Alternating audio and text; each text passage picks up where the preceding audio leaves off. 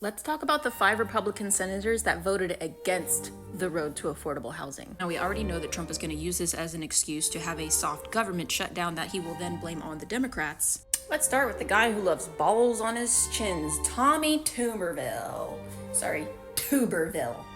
Because while Tommy is currently outraged about what's being done to college sports, he thinks Americans should not have access to more affordable health care because what if brown people who don't live from America try to live in America? Wouldn't that be terrible? If everyone could afford housing?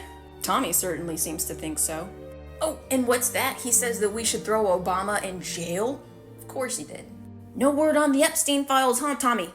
Then we have sentient scrotum, Mike Lee. And he thinks we don't need affordable housing.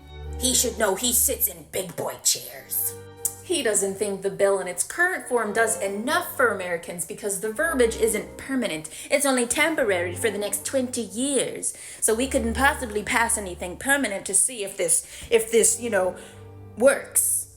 Because he's smart, he can count to this many. And he literally wrote the SAVE Act, so he's gonna be the whole reason why our government is gonna be shut down again. Oh, and as a fun side note, Trump called Elizabeth Warren Pocahontas. Again. And then there's Floridian successor to the Crypt Keeper, Rick Scott. I have actually met this man in person, not once, but twice, and that dead look in his eye never goes away. Ever. He says it's not the corporations who are buying up the houses and then renting them back to families. They're not the problem. Congress is the problem. They're the ones making housing unaffordable. You, Congress. 'Cause Rick Scott loves you this much. Oh, by the way, the same guy who says that the government should have a hand in housing prices thinks that Musk and Doge did a fantastic job destroying our government and then taking our money and then, giving Musk billions and billions of hundreds of billions of dollars. He's a fan. And he's already preemptively started blaming the Democrats for the government shutdown that's being caused by the Republican president and the Republican guy who wrote the SAVE Act that the government is refusing to, pass any bills until we pass the SAVE Act. But it's the Democrats' fault. Then we have expert head masseuse Ron Johnson. Oh yeah, buddy, get to work. He thinks it's outrageous that the government should have a say in pricing of homes that Americans need to buy to live in so they're not homeless. Oh, he's also against helping disabled veterans as well because he cares.